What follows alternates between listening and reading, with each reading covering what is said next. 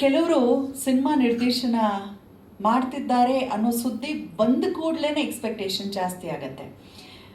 Cinema ಅಂತ ಹೇಳಿದ್ರೆ ಬರೀ ಎಂಟರ್ಟೈನ್ಮೆಂಟ್ ಮಾತ್ರ ಅಲ್ಲ, ಅದರ ಜೊತೆಗೆ ಸಮಾಜಕ್ಕೊಂದು ಸಂದೇಶವನ್ನು ಕೊಡಬೇಕು ಅನ್ನೋ ಒಂದು ಎಥಿಕ್ಸ್ ಇಟ್ಕೊಂಡಿರೋಂಥ ಡೈರೆಕ್ಟರ್ಸ್ ಏನಾದರೂ ಸಿನಿಮಾ ಮಾಡೋಕ್ಕೆ ಮುಂದಾದಾಗ ಆಬ್ವಿಯಸ್ಲಿ ನಮ್ಮೆಲ್ಲರ ನಿರೀಕ್ಷೆ ಹೆಚ್ಚಾಗುತ್ತೆ. ಅಂತಹ ಒಂದು ನಿರೀಕ್ಷೆ ಬಹಳಷ್ಟು ವರ್ಷಗಳಿಂದ, ದಶಕಗಳಿಂದ ಉಳಿಸ್ಕೊಂಡು ಬಂದಿರುವಂತಹ ನಮ್ಮ ಪ್ರೀತಿಯ ಕಲಾ ಸಾಮ್ರಾಟ್ ಡಾಕ್ಟರ್ ಎಸ್ ನಾರಾಯಣ್ ಸರ್ ಅವರನ್ನ ನಮ್ಮ ಸಿನಿಮಾದ ಕ್ಯಾಪ್ಷನ್ ನಾವು ವೇದಿಕೆಗೆ ಬರ್ಮಾಡ್ಕೊಳ್ತಾ ಇದ್ದಾರೆ. ಯಾರು ಏನು ವಿಚಾರ ಬಿಟ್ಕೊಟ್ಟಿಲ್ಲ, ಸರ್ರೇ ಹೇಳಿ ಅನ್ನೋ ಕಾರಣಕ್ಕೆ.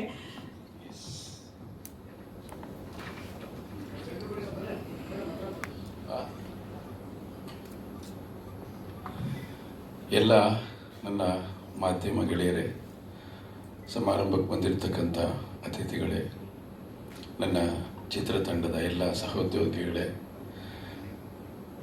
ಡೈನಾಮಿಕ್ ಪರ್ಸ್ನಾಲಿಟಿ ದುನಿಯಾ ವಿಜಯ್ ಅವರೇ, ನೋಡಿ ನಗ್ತಾರೆ, ಕರೆಕ್ಟ್ ತಾನೆ? Dynamic personality.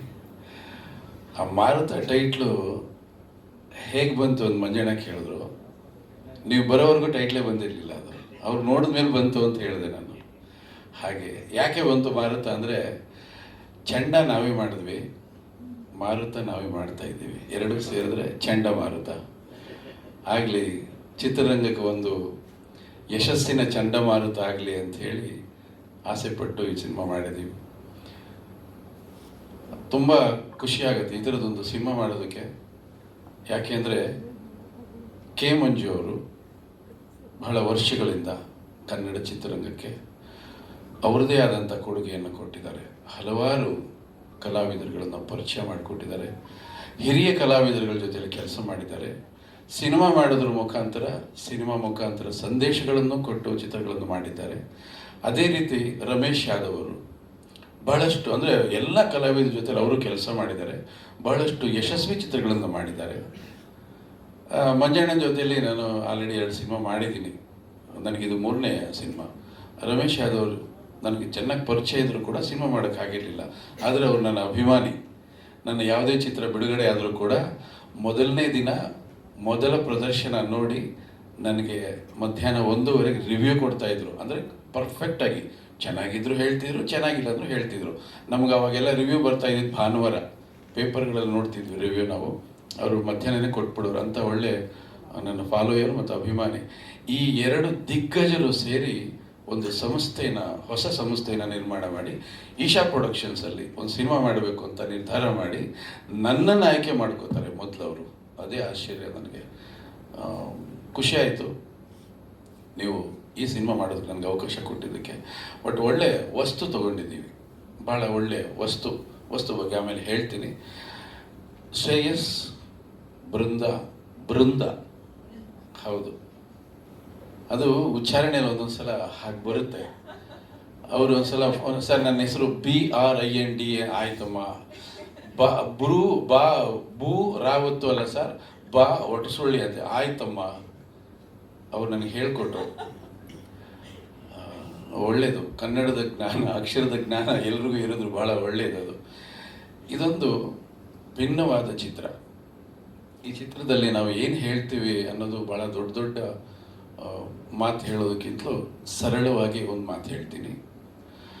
ಪೋಷಕರೇ ನಿಮ್ಮ ಮಕ್ಕಳ ಬಗ್ಗೆ ಎಚ್ಚರ ಇರಲಿ, ಅವರ ಚಲನವಲನಗಳ ಬಗ್ಗೆ ನಿಗಾ ಇರಲಿ, ಅವರ ಕೈಯಲ್ಲಿರ್ತಕ್ಕಂಥ ಮೊಬೈಲ್ ಚಟುವಟಿಕೆಗಳ ಬಗ್ಗೆ ನಿಮಗೆ ತಿಳಿದಿರಲಿ.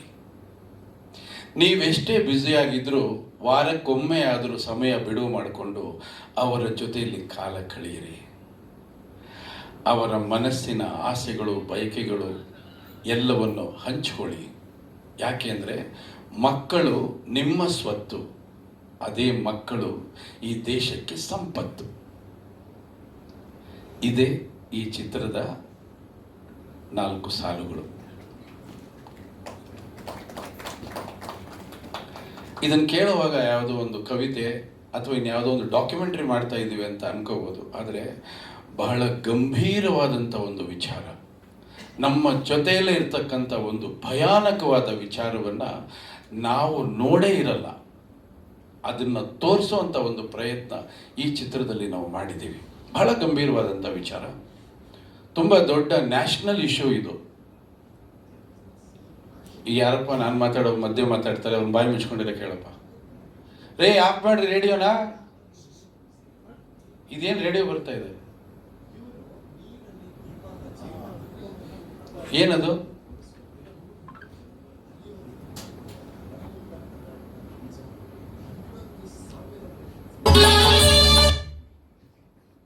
ಶುಭವಾಗಲಿ ನಿಮ್ಗೆಲ್ಲ.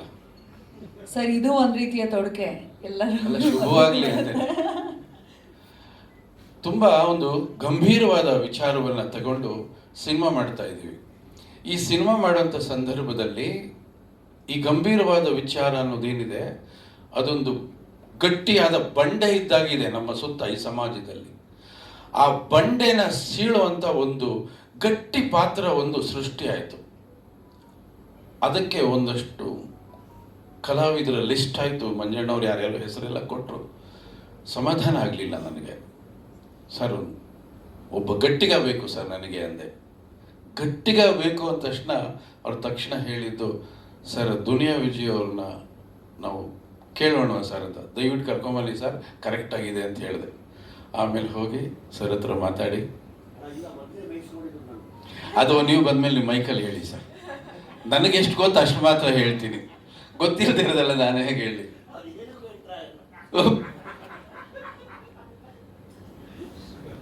ಯಾಕೆ ದುನಿಯಾ ವಿಜಯ್ ಅವ್ರನ್ನ ಈ ಸಿನಿಮಾದಲ್ಲಿ ನಾವು ಆ ಪಾತ್ರಕ್ಕೆ ಆಯ್ಕೆ ಮಾಡ್ಕೊಂಡ್ವಿ ಅಂದರೆ, ಅವ್ರದ್ದೇ ನಿರ್ದೇಶನದ ಈ ಹಿಂದಿನ ಸಿನಿಮಾದಲ್ಲಿ ಅವರು ಈ ಮಾದಕ ವಸ್ತುಗಳ ಬಗ್ಗೆ ಒಂದು ಗಂಭೀರವಾದಂಥ ಆಪರೇಷನ್ ಶುರು ಮಾಡಿದ್ರು. ಅದು ಯಶಸ್ವಿ ಆಯಿತು. ಈ ಹಿಂದೆ ಶಬ್ದವೇದಿ ಅನ್ನೋ ಸಿನಿಮಾದಲ್ಲಿ ನಾವು ಅದನ್ನು ಪ್ರಾರಂಭ ಮಾಡಿದ್ವಿ. ದೊಡ್ಡ ಮಟ್ಟಕ್ಕೆ ಪ್ರಶಸ್ತಿಗಳೆಲ್ಲ ತಗೊಂಡಂಥ ಒಂದು ಚಿತ್ರ ಬಿಕಾಸ್ ಆಫ್ ಆ ವಸ್ತುವಿಂದ. ಅದೇ ವಸ್ತು ಇವ್ರು ಇಟ್ಕೊಂಡು ಬಹಳ ಈ ಗ್ಯಾಪಲ್ಲಿ ಬಹಳಷ್ಟು ಹೆಚ್ಚು ಕಡಿಮೆ ಮುಖ್ಯಮಂತ್ರಿಗಳು ಕೂಡ ಅದ್ರ ಬಗ್ಗೆ ಮಾತಾಡೋಷ್ಟು ಮಟ್ಟಿಗೆ ಅದು ಪಾಪ್ಯುಲರ್ ಆಯಿತು. ಜನಗಳಿಗದು ತಲುಪ್ತು ಹೋಗಿ ಅವ್ರ ಪ್ರಯತ್ನ. ಹಾಗಾಗಿ ನಾವು ಅದಕ್ಕಿಂತಲೂ ಒಂದು ಗಂಭೀರವಾದ ಒಂದು ಸಮಸ್ಯೆನ ತಗೊಂಡು ಸಿನಿಮಾ ಮಾಡ್ತಾ ಇದ್ದೀವಿ. ಮಾದಕ ವಸ್ತುನೇ ಗಂಭೀರವಾದ್ದು ಅಂದರೆ ಅದಕ್ಕಿಂತಲೂ ಗಂಭೀರವಾದದ್ದು ಇವತ್ತು ನಾವು ಹೆದರಿಸ್ತಾ ಇದ್ದೀವಿ. ನಮ್ಮ ಜೊತೆ ಒಳಗಡೆನೆ ಇದೆ, ನಮಗೆ ಗೊತ್ತೇ ಇಲ್ಲ ಅದು. ನಾವು ಅದನ್ನ ಹೆಗಲ್ಗೊತ್ಕೊಂಡು ಟ್ರಾವೆಲ್ ಮಾಡ್ತಾ ಇದ್ದೀವಿ. ಆ ಥರದೊಂದು ಸಮಸ್ಯೆನ ಯಾರಪ್ಪ ಭೇದಿಸ್ತಾರೆ ಅಂದರೆ ಅದು ನಮ್ಮ ಸ್ಯಾಂಡಲ್ವುಡ್ ಸಲಗ ಅನ್ನೋದು ನಾವೆಲ್ಲ ಸೇರಿ ತೀರ್ಮಾನ ಮಾಡಿದ್ವಿ. ಅವ್ರು ಬಂದು ಅವ್ರ ಹೆಗಲಿಗೆ ನಾವು ಆ ಪಾತ್ರವನ್ನು ಹಾಕಿದ್ವಿ. ಭಾಳ ಅದ್ಭುತವಾಗಿ ಬೇರೆ ಚಿತ್ರಗಳಲ್ಲಿ ಇರ್ತಕ್ಕಂಥ ಬಾಡಿ ಲ್ಯಾಂಗ್ವೇಜು ನಾವು ವಿಜಯ್ ಅವರನ್ನ ಈ ಸಿನಿಮಾದಲ್ಲಿ ನೋಡೋಕ್ಕಾಗಲ್ಲ. ಆದರೆ ಅವರು ಆ ಪಾತ್ರದ ಉದ್ದಕ್ಕೂ ಅವ್ರನ್ನ ತೊಡಗಿಸ್ಕೊಂಡಂಥ ರೀತಿ ಇದೆಯಲ್ಲ, ಅದು ಅದ್ಭುತವಾಗಿದೆ. ಅದನ್ನು ನಾನು ಎಷ್ಟು ಹೇಳಿದ್ರೂ ಕೂಡ ಅದು ತುಂಬ ಸಣ್ಣದಾಗಿ ಕಾಣ್ತಾ ಇರುತ್ತೆ. ಸಿನಿಮಾ ನೋಡಿದ ನಂತರ ಪ್ರತಿಯೊಬ್ಬರಿಗೂ ಕಾಡುವಂಥ ವಿಚಾರಗಳು ಇಲ್ಲಿದೆ. ಹಾಗಾಗಿ ಈ ಸಿನಿಮಾ ಯುವಕರು ತಪ್ಪದೆ ನೋಡಬೇಕು, ಮುಖ್ಯವಾಗಿ ಪೋಷಕರು. ಯಾಕೆಂದರೆ ನಾವು ಹೇಗಾಗ್ಬಿಟ್ಟಿದ್ದೀವಿ ಅಂದರೆ ಮನೆ ಒಳಗಡೆನೇ ಇರ್ತೀವಿ, ಇರೋದು 2 ರೂಮು. ಮಗನ ಹೆಸರಿಟ್ಟಕ್ಕೆ ಹೋಗೋದಿಲ್ಲ, ಮೆಸೇಜ್ ಮಾಡಿ ತಾಯಿ ಕರೀತಾಳೆ ತಿಂಡಿ ರೆಡಿ ಇದೆ ಬಾರಪ್ಪ ಅಂತೇಳಿ. ಅಷ್ಟರ ಮಟ್ಟಿಗೆ ನಾವು ಈ ಸೋಷಿಯಲ್ ಮೀಡಿಯಾಗಳನ್ನು ಬಳಸ್ಕೊಂಡಿದ್ದೀವಿ ಇವತ್ತು. ಅದರಿಂದ ಆಗ್ತಕ್ಕಂಥ ದುಷ್ಪರಿಣಾಮ ಏನು ಅನ್ನೋದು, ಎಂಥ ಕೆಟ್ಟ ಪರಿಣಾಮ ಆಗ್ತಾ ಇದೆ. ನನಗೆ ಒಬ್ಬರು ಹಿರಿಯ ಪೊಲೀಸ್ ಅಧಿಕಾರಿ ಸಿಕ್ಕಿದ್ರು. ಅವರು ಏನು ಪಿಕ್ಚರ್ ಮಾಡ್ತಾ ಇದ್ದೀರಿ ಅಂದಾಗ ನಾನು ಈ ವಸ್ತು ಹೇಳಿದೆ ಅಷ್ಟೇ. ಈ ವಸ್ತು ಕಥೆ ಏನು ಸರ್, ಈ ಥರದೊಂದು ಕಂಟೆಂಟ್ ತೊಗೊಂಡಿದ್ದೀವಿ ಅಂತ. ಹೌದು ಸರ್, ನಮಗೂ ಅದು ಗೊತ್ತಿದೆ, ಅದು ನಮ್ಗೆ ಕರೆಕ್ಟಾಗಿ ರೂಟ್ ಸಿಗ್ತಾ ಇಲ್ಲ ಅಂತ ಹೇಳಿದ್ರು. ಬಹಳ ಗಂಭೀರವಾದಂಥ ಸಮಾಚಾರ. ಇದು ಇನ್ನೇನಾದ್ರು ಇನ್ನು 5-10 ವರ್ಷ ಮುಂದುವರಿತು ಅಂತ ಹೇಳಿದ್ರೆ ಇಡೀ ದೇಶದಲ್ಲಿ ಇದು ಕೊರೋನಾಗಿಂತಲೂ ಕೆಟ್ಟ ಕಾಯಿಲೆಯಾಗಿ ಹರಡುತ್ತೆ, ಇದನ್ನು ಬಡಿಬೇಕು ಅಂತ ಹೇಳಿದ್ರು. ಹಾಗಾಗಿ ನಾವು ತಗೊಂಡಿರೋ ವಸ್ತು ಸರಿ ಇದೆ. ಈ ಸಿನಿಮಾ ಬರೀ ಒಂದು ಮನರಂಜನೆ ಅನ್ನೋದಾಗಿದೆ. ಮನರಂಜನೆ ಇದೆ, ಯಾಕೆಂದರೆ ಎಲ್ಲರೂ ಮನರಂಜನೆಗೆ ಸಂಬಂಧಪಟ್ಟ ಕಲಾವಿದರನ್ನೆಲ್ಲ ನಿರ್ಮಾಪಕರು ಕೊಟ್ಟಿದ್ದಾರೆ, ಮನರಂಜನೆ ಇದೆ. ಆದರೆ ಈ ವಸ್ತು ಇದೆಲ್ಲ ಪ್ರತಿ ಮನೆಯಲ್ಲಿ ಪ್ರತಿ ಮನಸ್ಸನ್ನು ಖಂಡಿತ ಕಾಡುತ್ತೆ. ವಿಜಯ್ ಅವ್ರನ್ನ ಕರೆಸ್ಕೊಳ್ಳಿ, ಮಾತಾಡ್ತಾರೆ ಅವರು. ಆಮೇಲೆ ನೀವು ತೆರೆ ಹಿಂದೆ ನೋಡ್ತಾ ಇದ್ರಿ, ಒಳ್ಳೊಳ್ಳೆ ಕಲಾವಿದರನ್ನ ನಿರ್ಮಾಪಕರು ಕೊಟ್ಟರು. ಯಾಕೆಂದರೆ ಪ್ಯಾಷನ್ ಇರುವಂಥ ನಿರ್ಮಾಪಕರು ಸಿನಿಮಾಗೆ ಏನು ಬೇಕು ಅದನ್ನೆಲ್ಲ ಕೊಟ್ಟಿದ್ದಾರೆ. ಹಾಗಾಗಿ ನಾನೇನು ಹೇಳ್ತೀನಿ ಅಂತ ಹೇಳಿದ್ರೆ, ಚಿತ್ರರಂಗವನ್ನೇ ನಂಬಿ ಬದುಕ್ತಕ್ಕಂಥ ನಿರ್ಮಾಪಕರು, ಚಿತ್ರವನ್ನೇ, ಕಲಾವಿದರನ್ನೇ, ಕಲಾ ಜಗತ್ತನ್ನೇ ಉಸಿರಾಗಿ ಭಾವಿಸ್ತಕ್ಕಂಥ ನಿರ್ಮಾಪಕರು ಕನ್ನಡ ಚಿತ್ರರಂಗದಲ್ಲಿ ಗಟ್ಟಿಯಾಗಿ ಉಳ್ಕೊಳ್ಬೇಕು. ಯಾಕೆಂದರೆ ಇವರೆಲ್ಲ ಗಟ್ಟಿಯಾಗಿ ಉಳ್ಕೊಂಡ್ರೆ ಚಿತ್ರರಂಗ ಗಟ್ಟಿಯಾಗಿ ಉಳ್ಕೊಳ್ಳುತ್ತೆ. ಚಿತ್ರರಂಗ ಇಲ್ಲಾಂದ್ರೆ ಬಹಳ ತೊಂದರೆ ಅನುಭವಿಸುತ್ತೆ. ಇದ್ರ ಬಗ್ಗೆ ಬಹಳ ವಿಚಾರಗಳು ಮುಂದೆ ಮಾತಾಡೋಣ. ಈ ಚಿತ್ರದಲ್ಲಿ ಶ್ರೇಯಸ್ ಅವರಿಗೆ ಬಹಳ ಒಳ್ಳೆ ಪಾತ್ರ, ಅದು 3 ಶೇಡ್ ಇರತಕ್ಕಂಥ ಪಾತ್ರ. ಅವ್ರಿಗೂ ಕೂಡ ಕೇಳ್ತಾ ಇದ್ರು, ಸರ್ ಇದು ನೀವೇನೋ ಪ್ರಿಪೇರ್ ಆಗಿಬಿಡಿ, ಸೀದಾ ಸ್ಪಾಟಕ್ಕೆ ಬನ್ನಿ, ಸೀನ್ ಪೇಪರು ನಾನು ಕೊಡ್ತೀನಿ, ಅಲ್ಲಿ ಸುಮ್ಮನೆ ಆ ಪಾತ್ರವನ್ನು ನಿಮ್ಮ ತಲೆ ಒಳಗೆ ತುಂಬ್ತೀನಿ, ನೀವು ಆ್ಯಕ್ಟ್ ಮಾಡಿ ಅಂತ ಭಾಳ ಈಸಿಯಾಗಿ ಆ್ಯಕ್ಟ್ ಮಾಡಿದ್ರು. ತುಂಬ ಕಷ್ಟ ಏನು ಪಡಲಿಲ್ಲ. ಯಾವುದನ್ನು ನಾವು ಗಳಿಸ್ಕೋಬೇಕು ಅಂತ ನಾವು ಪ್ರಯತ್ನ ಪಡ್ತೀವೋ ಅದನ್ನು ಗಳಿಸ್ಕೊಳ್ಬೋದು, ಆದರೆ ಗಳಿಸ್ಕೊಳ್ಳೋಂಥ ಮನಸ್ಥಿತಿ, ಇಚ್ಛಾಶಕ್ತಿ ಬಹಳ ಮುಖ್ಯ. ಹಾಗಾಗಿ ಶ್ರೇಯಸ್ ಅವರು ನೋಡಿ ಏನು ಹೇಳಿದ್ರಮ್ಮ, ತುಂಬ ಕಾಟ ಕೊಟ್ರ, ಅದೇನು ಅಂತ ಹೇಳಲೇ ಇಲ್ವಲ್ಲ. ತುಂಬ ಒಳ್ಳೆ ಹುಡುಗ, ಅಪ್ಪನಿಗೆ ಭಾಳ ಪ್ರೀತಿಯಾದ ಹುಡುಗ, ಮುಂದೊಂದು ದಿನ ಚೆನ್ನಾಗಿ ಬೆಳೀಲಿ ಅಂತ ಆಶೀರ್ವಾದ ಮಾಡೋಕ್ಕೋಸ್ಕರ ದುನಿಯಾ ವಿಜಯ್ ಅವರು ಈ ಚಿತ್ರದಲ್ಲಿ ಅವ್ರಿಗೆ ಆಶೀರ್ವಾದ ಮಾಡೋಕ್ಕೋಸ್ಕರ ಪಾತ್ರವನ್ನು ಒಪ್ಕೊಂಡ್ರು. Thank you very much sir. ಆಮೇಲೆ ಈ ಮಗು ಬೃಂದ ಪ್ರತಿಭಾವಂತೆ, ಬಹಳ ಅಚ್ಚುಕಟ್ಟಾಗಿ ದೃಶ್ಯಗಳನ್ನು ಅರ್ಥ ಮಾಡಿಕೊಂಡು, ಬಹುಶಃ ಆಕೆ ಮಾಡಿದ ಶಾರ್ಟ್ಗಳು ಯಾವುದು 1 more ಆಗಿಲ್ಲ ನನಗೆ ತಿಳಿದ ಮಟ್ಟಿಗೆ, ಅಷ್ಟು ಚೆನ್ನಾಗಿ ಆ್ಯಕ್ಟ್ ಮಾಡಿದ್ರು. ಆಮೇಲೆ ನೃತ್ಯ ರಿಹರ್ಸಲ್ಲು ಮಾಡ್ಕೊಂಡು ನೃತ್ಯ ಮಾಡೋ ಅಂದರೆ ಜಸ್ಟ್ ಒಂದು ಹಾಫ್ ಡೇ ಹೋಗಿ ರಿಹರ್ಸಲ್ ಮಾಡ್ಕೊಂಡು ಅದ್ಭುತವಾದ ಗೀತೆಯನ್ನು ಈ ಸಿನಿಮಾದಲ್ಲಿ ಅವರು ಒಂದು ದೇವ್ರ ಸಾಂಗ್ ಇದೆ, ಸೌದತ್ತಿ ಎಲ್ಲಮ್ಮ ಸಾಗೋದು, ಮುಂದೊಂದು ದಿನ ಅದು ನಿಮಗೆ ತೋರಿಸ್ತೀವಿ. ಭಾಳ ಚೆನ್ನಾಗಿ ಅದರಲ್ಲಿ ಆ್ಯಕ್ಟ್ ಮಾಡಿದ್ರು. ಎಂಟೈರ್ ಕಲಾವಿದರು ಈ ಚಿತ್ರದಲ್ಲಿ ಅವರು ಏನು ನಿರೀಕ್ಷೆ ಮಾಡಿದ್ರು ಅದಕ್ಕೆ ಭಿನ್ನವಾದ ಪಾತ್ರಗಳನ್ನು ಈ ಕತೆ ಅವ್ರಿಗೆ ಕೊಟ್ಟಿದೆ. ಜೊತೆಯಲ್ಲಿ ದಾಸ್ ಅವರು, ನಾವಿಬ್ಬರು ಒಟ್ಟಿಗೆ ಚಿತ್ರರಂಗಕ್ಕೆ ಬಂದ್ವಿ. ಚೈತ್ರದ ಪ್ರೇಮಾಂಜಲಿ ಅನ್ನೋ ಒಂದು ಅಮರ ಕಾವ್ಯ, ಅದು ಎಷ್ಟು ವರ್ಷ ಆದರೂ ಕೂಡ ಆ ಸಿನಿಮಾ ನಮ್ಮ ಜೊತೆಯಲ್ಲೇ ನಡ್ಕೊಂಡು ಬರ್ತಾ ಇದೆ. ಆ ಚಿತ್ರದ ಮುಖಾಂತರ ಇಬ್ಬರು ಒಟ್ಟಿಗೆ ಬಂದ್ವಿ. ಇವತ್ತು ಈ ಚಿತ್ರದಲ್ಲಿ ಒಟ್ಟಿಗೆ ಕೆಲಸ ಮಾಡಿದ್ದೀವಿ. ನಾವಿಬ್ಬರು ಸೇರಿ ಕೆಲಸ ಮಾಡಿದಂಥ ಹಲವಾರು ಯಶಸ್ವಿ ಚಿತ್ರಗಳು ನಿಮ್ಮ ಕಣ್ಣು ಮುಂದೆ ಇದೆ. ಅವ್ರಿಗೆ 125 ಸಿನಿಮಾ ಆಯ್ತಂತೆ. ನನಗೆ ಆಶ್ಚರ್ಯ ಆಯಿತು, ಇನ್ನೂ 125 ಸಿನಿಮಾ ಮಾಡಿ. ಯಾಕೆಂದರೆ ಅವರು ಕೆಲಸ ಮಾಡೋ ರೀತಿನೇ ಬಹಳ ಚೆಂದ. ಒಂದು ಸಣ್ಣ ಸೌಂಡ್ ಮಾಡಲ್ಲ, ಗಲಾಟೆನೇ ಮಾಡಲ್ಲ ಅವರು. ನಾನು ತುಂಬ ಸ್ಪೀಡಾಗಿ ಅವ್ರಿಗೆ ಸರ್ ತೆಗಿತಾ ಇರಬೇಕು ಅಂತ ಅವರು ಕೂತ್ ಜಾಗದಲ್ಲೇ ಲೈಟಿಂಗ್ ಮಾಡ್ಕೋತಾರೆ. ಸ್ಟ್ರೈನ್ ಆಗೋದಿಲ್ಲ, ಕಲಾವಿದರಿಗೆ ತೊಂದರೆ ಕೊಡೋದಿಲ್ಲ. ತುಂಬ ಇವತ್ತಿಗೂ ಮೊದಲನೇ ಸಿನಿಮಾ ಹೇಗೆ ಮಾಡಿದ್ರು ಇವತ್ತಿಗೂ ಕೂಡ ಅವರಲ್ಲಿ ಅದೇ ಒಂದು ಉತ್ಸಾಹ. ಆದರೆ ಈ ತಂತ್ರಜ್ಞಾನಕ್ಕೆ ಅವ್ರನ್ನ ತೊಡಗಿಸ್ಕೊಂಡಿರೋ ರೀತಿ ಇದೆಯಲ್ಲ, ಟೆಕ್ನಾಲಜಿ ತುಂಬ ಬದಲಾಗಿದೆ. ಅವತ್ತು 2C ಕ್ಯಾಮ್ರಾ ನಾವು ಬಂದಾಗ, ಇವತ್ತು ಕ್ಯಾಮ್ರಾಗಳೆಲ್ಲ ಅಲ್ಟ್ರಾ ಮಾಡರ್ನ್ ಆಗೋಗಿದೆ. ಅದಕ್ಕೆ ತೊಡಗಿಸ್ಕೊಂಡು ಅವ್ರು ಕೆಲಸ ಮಾಡ್ತಾರಲ್ಲ, ಅದಕ್ಕೆ ನಾವು ಹ್ಯಾಟ್ಸ್ ಆಫ್ ಹೇಳಬೇಕು. ಅದು ಭಾಳ ಕಷ್ಟ. ಭಾಳಷ್ಟು ಜನ ಇವರು ಶಿಷ್ಯಂದ್ರೇ ಆ ಟ್ರೆಂಡ್ಗೆ ಸೆಟ್ ಆಗದೆ ಪಕ್ಕಕ್ಕೆ ಹೋಗ್ಬಿಟ್ಟಿದ್ದಾರೆ. ಬಟ್ ಇವತ್ತಿಗೂ ಅವ್ರು ಕೆಲಸ ಮಾಡ್ತಿದ್ದಾರೆ. ತುಂಬ ಹೆಮ್ಮೆ. ಇವತ್ತು ಒಬ್ಬ ನಿರ್ದೇಶನ ಮಾಡೋದು, ಒಬ್ಬ ಛಾಯಾಗ್ರಾಹಕ ಫೋಟೋಗ್ರಫಿ ಮಾಡೋದು ಇವತ್ತು ತುಂಬ ಸವಾಲು. ಯಾಕೆಂದರೆ ಟೆಕ್ನಾಲಜಿ ಅಷ್ಟು ಮುಂದುವರೆದಿದೆ. ಅದನ್ನು ಸ್ಟಡಿ ಮಾಡೋದೇ ಬಹಳ ಜಾಣತನ. ಅದನ್ನು ಸ್ಟಡಿ ನನ್ನ ದುನಿಯಾ ವಿಜಯ್ ಅವರು ಡೈರೆಕ್ಷನ್ ಮಾಡೋದು ಆಶ್ಚರ್ಯ. ನನ್ನ ಸಿನಿಮಾ ನೋಡ್ತಾ ಇರ್ತೀನಿ, ಹೆಂಗೆ ಡೈರೆಕ್ಟ್ ಮಾಡಿದ್ರು ಇವರು ಅಂತ. ಯಾಕೆಂದ್ರೆ ಕಲಾವಿದರು ಡೈರೆಕ್ಟ್ ಮಾಡೋದು ಸುಲಭ ಅಲ್ಲ, ಅದು ರವಿ ಸರ್ಗೆ ಮಾತ್ರ ಸೀಮಿತ. ಯಾಕೆಂದ್ರೆ ಅವ್ರಿಗೆ ಪ್ಯಾಷನ್ ಅದು. ಚಿಕ್ಕ ವಯಸ್ಸಿಂದ ಡೈರೆಕ್ಟರ್ ಆಗಬೇಕು ಅಂತಿತ್ತು, ಅವರು ಡೈರೆಕ್ಟರ್ ಆದರು. ಬಟ್ ವಿಜಯ್ ಸರ್ ನಿಮ್ಮ ಸಿನಿಮಾಗಳನ್ನು ಎಷ್ಟು ನ್ಯಾಚುರಲ್ ಆಗಿ, ಸ್ವಲ್ಪ ಕೂಡ ಸಿನಿಮಾಟಿಕ್ ಇಲ್ಲದೆ, ಅಷ್ಟು ಸಿಂಪಲ್ ಆಗಿ ಇಂಪ್ಯಾಕ್ಟ್ ಆಗೋ ಥರ ಡೈರೆಕ್ಷನ್ ಮಾಡೋದಿದೆಯಲ್ಲ, ಅದಕ್ಕೆ ಹೇಳಿದ್ರು ಟೆಕ್ನಾಲಜಿ ಜೊತೇಲಿ ಇರಬೇಕು. ಈ ಸಮಾಜದಲ್ಲಿ ಇವತ್ತು ನಡೀತಕ್ಕಂಥ ಎಲ್ಲ ವಿಚಾರಗಳನ್ನು ನಾವು ಜೊತೆಲಿ ಟ್ರಾವೆಲ್ ಮಾಡ್ತಾ ಇರಬೇಕು. ಇಲ್ಲಾಂದರೆ ಈಗ ಸಿನಿಮಾ ಮಾಡೋದು ಭಾಳ ಕಷ್ಟ ಇದೆ. ಹಾಗಾಗಿ ಮತ್ತೊಮ್ಮೆ ನಿಮಗೆ ಅಭಿನಂದನೆಗಳು. ನೀವು ವೇದಿಕೆ ಮೇಲೆ ಬರೋದು ಕಾಯ್ತಾ ಇದ್ದೀನಿ. ನಾನು ಮಂಜಣ್ಣ ವೇದಿಕೆ ಮೇಲೆ ಬರೋದು ಕಾಯ್ತಾ ಇದ್ದೀನಿ. ಇಲ್ಲ, ಹಾಗಾಗಿ ಈ ಸಿನಿಮಾ ಇನ್ನೂ ಉಳಿದ ಸಾಂಗ್ಗಳನ್ನೆಲ್ಲ ನಾವು ರಿಲೀಸ್ ಮಾಡುವಾಗ ಇನ್ನೊಂದಷ್ಟು ವಿಚಾರಗಳನ್ನು ಕೊಡ್ತೀನಿ. ಇವತ್ತಿಗೆ ಸಾಕು ಅಂತ ಅನ್ಕೊಂಡಿದ್ದೀನಿ.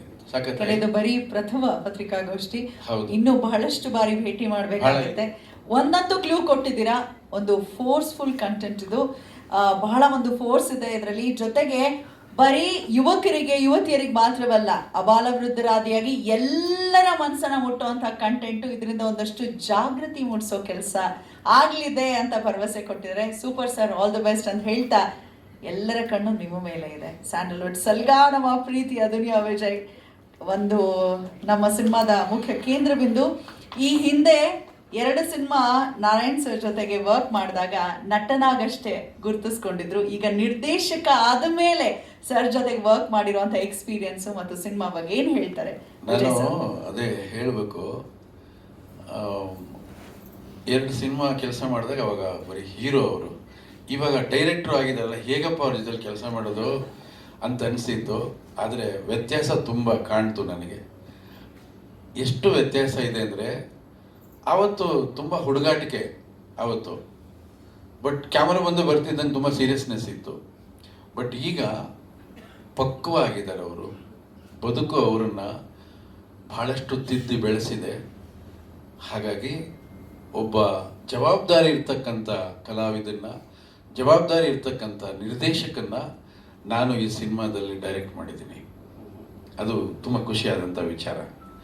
ಆಮೇಲೆ ಯಾವಾಗಲೂ ಹೇಳ್ತಾ ಇರ್ತೀನಿ, ಅವರು ಒಪ್ಕೊಳ್ಳೋವರೆಗೂ ಸ್ವಲ್ಪ ಕಷ್ಟ, ಒಪ್ಕೊಂಡ್ಮೇಲೆ ಸಿನಿಮಾ ಹೇಗೆ ಮುಗಿಯುತ್ತೆ ಅಂತ ನಮಗೆ ಗೊತ್ತೇ ಆಗಲ್ಲ. ಸಾಸುವೆ ಕಾಳಿನಷ್ಟು ತೊಂದರೆಯನ್ನು ನಿರ್ಮಾಪಕರಿಗಾಗಲಿ ನಿರ್ದೇಶಕರಿಗಾಗಲಿ ಅವ್ರಿಗೆ ಕೊಡೋದೇ ಇಲ್ಲ. ಅಷ್ಟು ಡೆಡಿಕೇಶನ್. ಒನ್ಸ್ ಕ್ಯಾರವನ್ನಿಂದ ಸೆಟ್ಟಿಗೆ ಬಂದಮೇಲೆ ಶಾರ್ಟ್ ರೆಡಿ, ಕರ್ಕೊಂಬ ಹೋಗಪ್ಪ ಅಂತ ಅಸಿಸ್ಟೆಂಟ್ ಡೈರೆಕ್ಟರ್ಗೆ ನಾನು ಹೇಳೋ ಅವಶ್ಯಕತೆನೇ ಇಲ್ಲ. ಅಲ್ಲೇ ಇರ್ತಾರೆ, ಬಂದು ನಿಂತ್ಕೋತಾರೆ. ಆ ಶಾರ್ಟನ್ನು ಎಷ್ಟು ಚೆನ್ನಾಗಿ ಕೊಡ್ತಾರೆ ಅಂದರೆ, ನಾವು ಏನು ನಿರೀಕ್ಷೆ ಮಾಡ್ತೀವಿ ಅದಕ್ಕಿಂತ ಅದ್ಭುತವಾಗಿ ಈ ಸಿನಿಮಾ ನೀವು ನೋಡಿ ತುಂಬ ಖುಷಿ ಪಡ್ತೀರಾ. Thank you very much. ದೀರ್ಘಾಯುಷ್ಮಾನ್, ಒಳ್ಳೆಯದಾಗಲಿ, ಶುಭವಾಗಲಿ, ನಿಮ್ಮೆಲ್ಲ ಪ್ರಯತ್ನಗಳು ಯಶಸ್ವಿ ಆಗಲಿ. ನಿಮ್ಮಿಂದ ಬಹಳ ಮಾತುಗಳನ್ನು ನಿರೀಕ್ಷೆ ಮಾಡ್ತಿದ್ದಾರೆ ಎಲ್ಲರೂ ಕೂಡ. ಮಾತಾಡಿ. ನಿಂತ್ಕೊಂಡು ಭಯ